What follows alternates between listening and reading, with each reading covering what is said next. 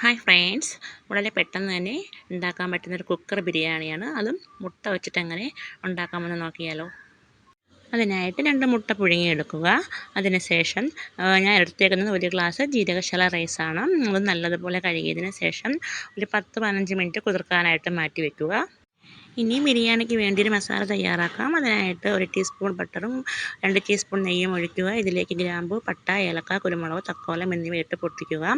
ശേഷം ഇതിലേക്ക് 2 സവാള അരിഞ്ഞതും കൂടി ചേർക്കുക. സവാള പെട്ടെന്ന് വഴന്ന് വരുന്നതിന് വേണ്ടി 1/4 ടീസ്പൂൺ ഉപ്പും കൂടി ചേർക്കുക.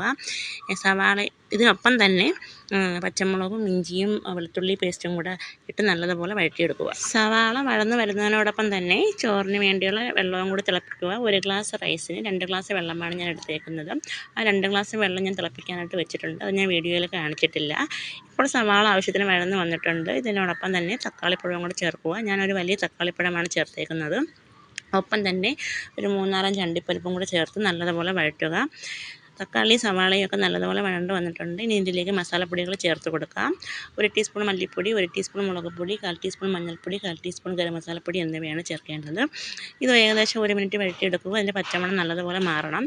ശേഷം ഇതിലേക്ക് കുറച്ച് വെള്ളം ഒഴിച്ച് കൊടുക്കുക. കാരണം മസാല കരിഞ്ഞു പോകാതിരിക്കാൻ വേണ്ടിയാണ് അങ്ങനെ ചെയ്യുന്നത്.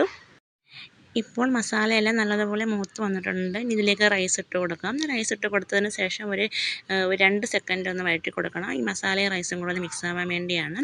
ശേഷം ഇതിലേക്ക് തിളപ്പിച്ച വെള്ളം തന്നെ ഒഴിക്കണം. 1 ഗ്ലാസ് റൈസിന് 2 ഗ്ലാസ് വെള്ളമാണ് ഞാൻ എടുത്തേക്കുന്നത്.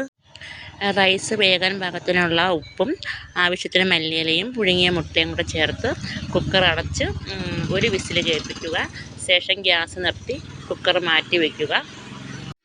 ഇപ്പോൾ എഗ്ഗ് ബിരിയാണി ഇവിടെ റെഡി ആയിട്ടുണ്ട്. തണുത്തതിന് ശേഷം ഇത് സെർവ് ചെയ്യാവുന്നതാണ്.